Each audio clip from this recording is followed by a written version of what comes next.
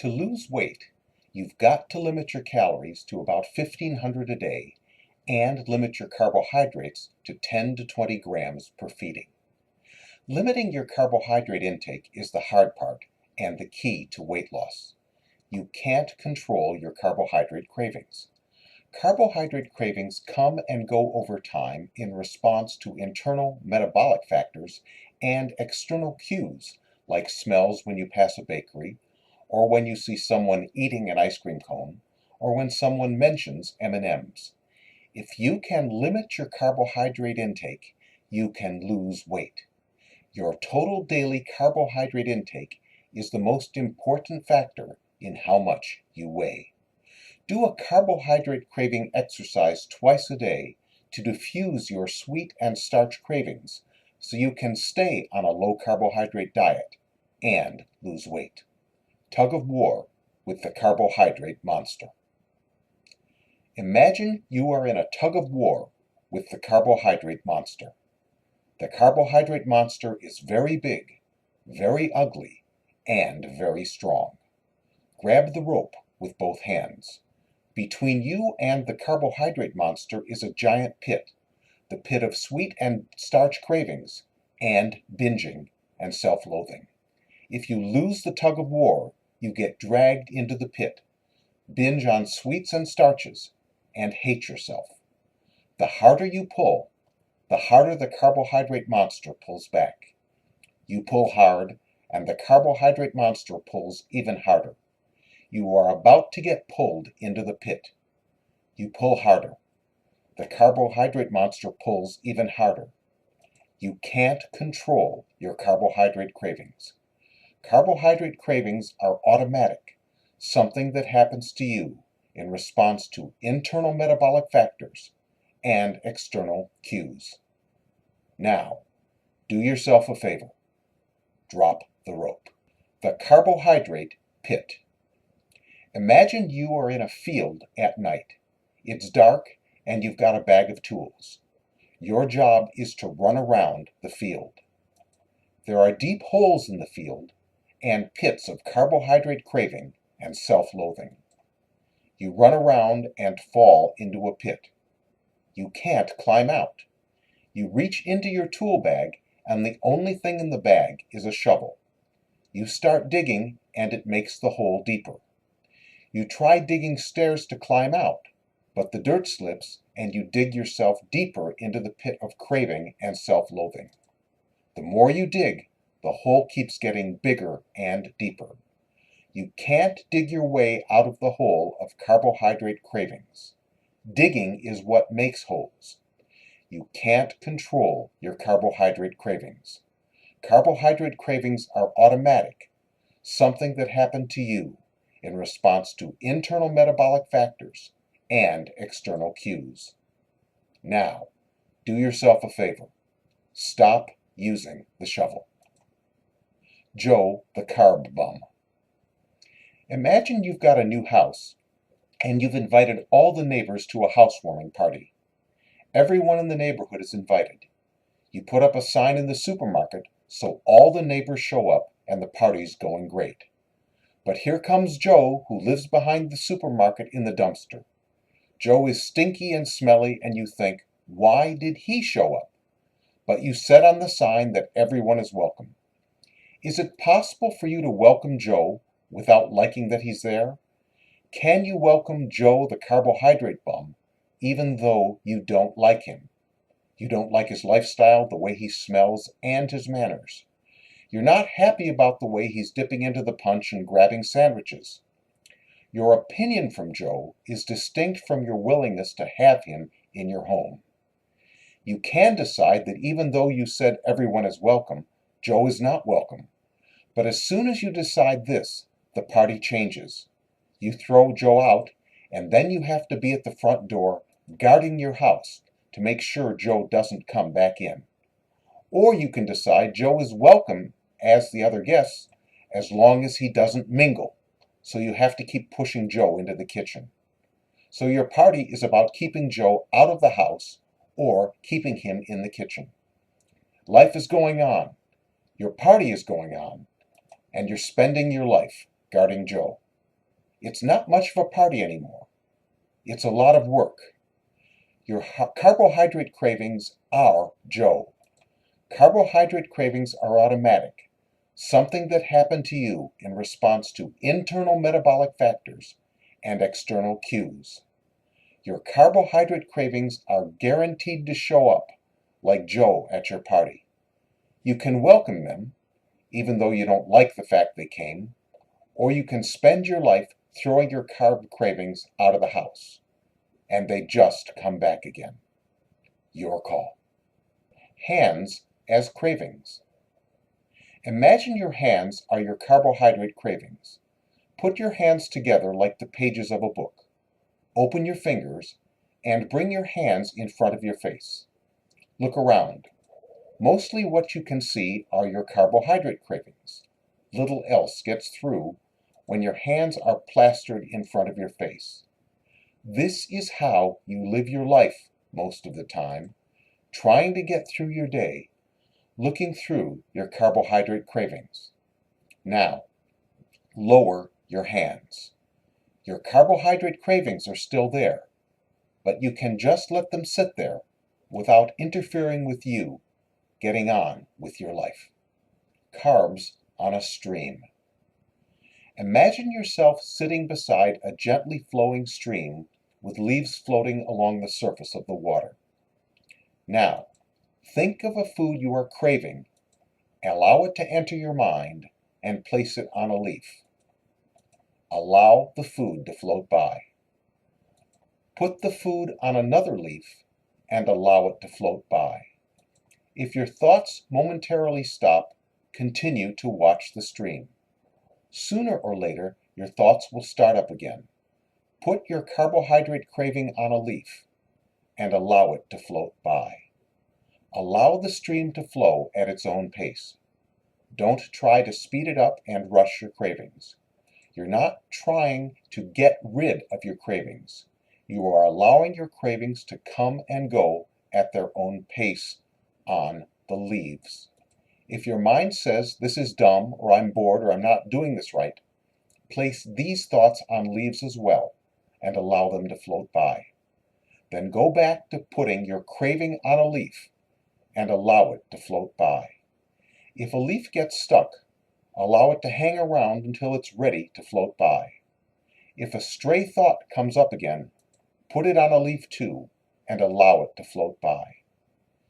Put your carbohydrate cravings on a leaf and allow them to float by.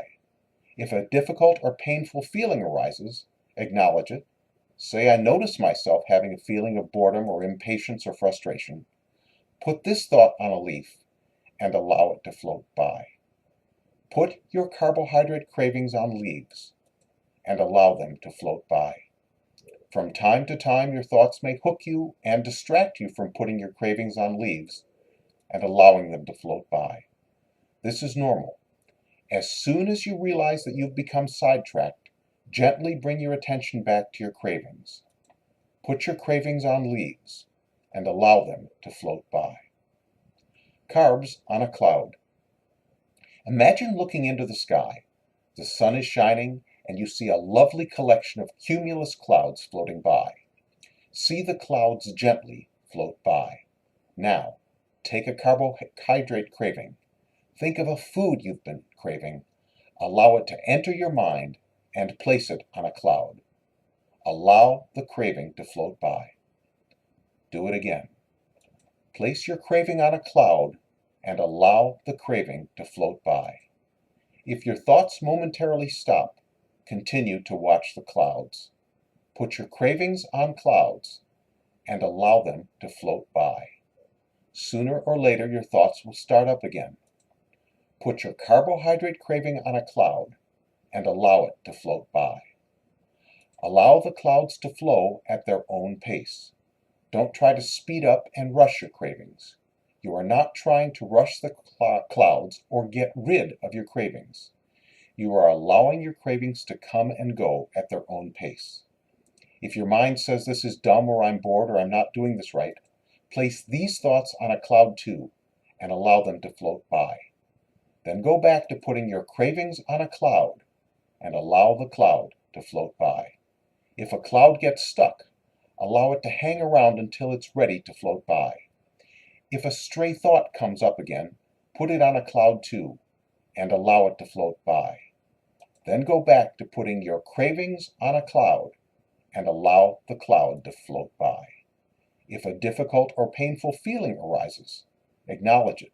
Say, I notice myself having a feeling of boredom or impatience or frustration. Put these thoughts on clouds too, and allow them to float by. From time to time, your thoughts may hook you and distract you from putting your cravings on clouds and allowing them to float by. This is normal. As soon as you realize you've become sidetracked, gently bring your attention back to your cravings. Put your cravings on a cloud and allow them to float by. Put your cravings on a cloud and allow them to float by. Hershey bar. Say Hershey bar out loud and experience what a Hershey bar means to you. You'll think about the taste, the consistency, the wrapper, licking chocolate off your fingers. Now, say Hershey bar out loud again and again, and keep saying it aloud for 1 minute. At the end of 1 minute, Hershey bar no longer has anywhere near the emotional impact. The words are more sound than anything related to a chocolate bar.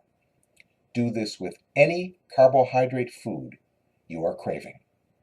The carb bullseye. Imagine an archery target is your carbohydrate cravings. The center is very strong sweet and starch cravings. As you move away from the center, your carbohydrate cravings are less and less. Where are your carbohydrate cravings now? What do you need to do to move away from the center? Can you move away from the center? Can you move closer to the center? Control in any direction is control. Your carbohydrate tombstone. When you die, you leave behind your stuff and what you stood for, what your life was about. Look at your carbohydrate cravings. Look at how your carbohydrate cravings affect your life. What would you write on your tombstone about how your carbohydrate cravings affect your life? How do your carbohydrate cravings affect what your life is about? What would you like to write on your tombstone instead about your carbohydrate cravings? Physicalizing cravings. Imagine your cravings for a specific carbohydrate. Put the carbohydrate craving 4 or 5 feet in front of you on the floor. How big is it? What color is it? How much water does it hold? Is it okay for the craving to be there? Is it okay for the craving to go away? How big is the craving now? What color is the craving now? How much water does the craving hold now? Is it okay for the craving to be there now? Is it okay for the craving to go away now? One more time. How big is your craving? What color is your craving? How much water does your craving hold? Is it okay for the craving to be there? Is it okay for the craving to go away? The cravings polygraph.